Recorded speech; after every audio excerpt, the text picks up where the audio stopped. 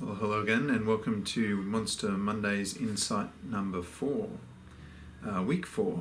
I just want to say a big thank you to everyone who's written me a message, talked to me about the monsters, liked any of the images, or said, or liked the Facebook page. All the support I really value and really appreciate it. I sort of took not a fearful move, but just it was quite hard for me to just go, okay, I'm going to put this out here and just let it happen and see what happens with it. And the response has been really good, and I'm really grateful that people are enjoying it and getting something from it. So insight number 4.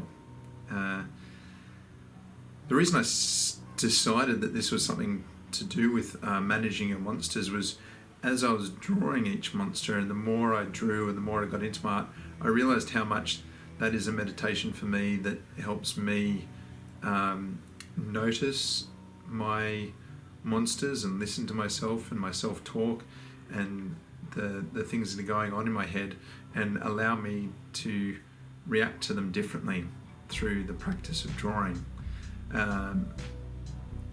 So, for example, I'd be drawing the hippo monster. I wasn't very happy with it, but I was like, oh, just stop, just give up. I'm like, well, no, let's just keep going. Let's just see where it ends up and just give it a shot. It's not perfect. Yep, we know it's not perfect, but just keep going and see where it ends up.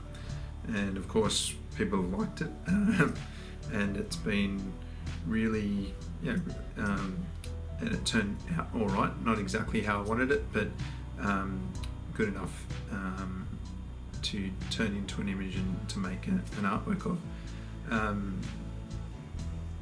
So that sort of being able to listen, because I guess as I'm saying this, I'm not talking out loud as I'm drawing, sitting there drawing away going, oh, Paul, this is shit, maybe you should change it. I'm going,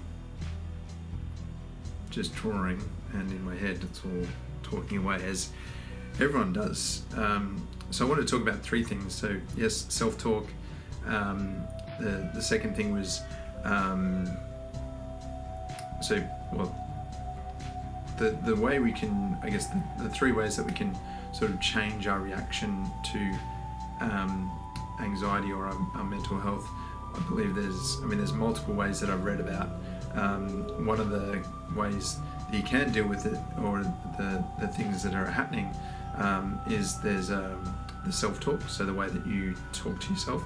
There's the way that you react in the physical sense, and third one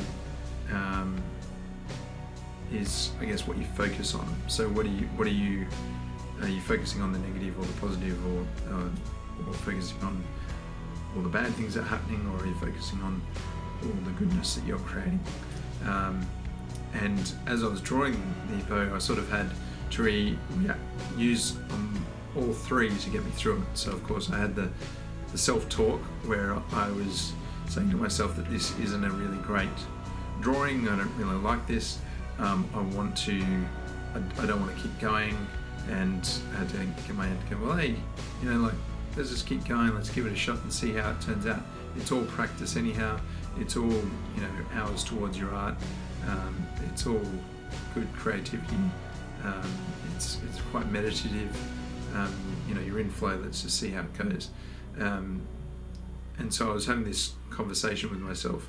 As you can see as well, I changed my focus. So I was focused on, this is crap, I don't like this, to focusing on, hey, it's an exercise, let's just go through it and let's just keep going and see how it goes. So I used my self-talk to change my focus.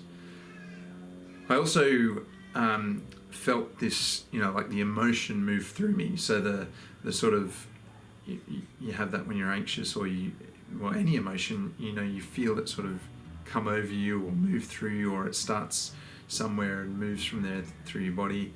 And I had that starting to happen, and the way I I got rid of it was literally like stood up, shook myself, and just went, okay, like don't focus on that.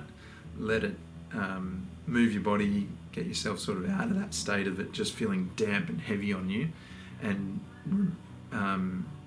move your body a bit, put on some music and sort of move my body to get out of it.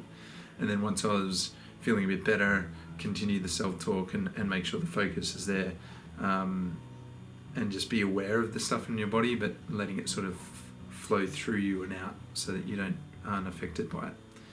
And so that's sort of one way of what was happening through this drawing of the hippo.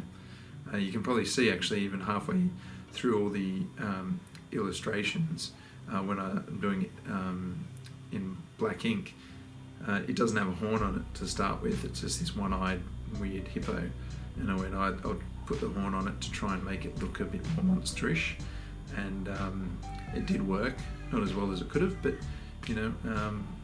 it still looked all right once it was all coloured up and all good. So there you go. That's my insight for week 4. Thanks again for following along on this journey of the monsters, and soon I'll start posting links to where you can purchase them, so you can contribute to donating to Patir.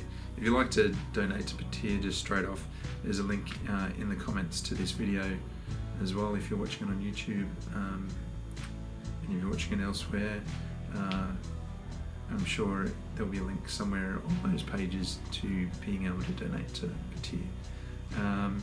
But remember, so the insight was manage your self-talk, look at and understand what you're focusing on, and maybe change your focus to focus on what's sort of more positive, and use your physicality to help change yourself from one state to the next. Usually a little bit of movement. They say where motion goes, emotion flows, or something like that. So hope you enjoyed this video, and please subscribe if you want to. Please like the Facebook page, and I'll speak to you next week. All right.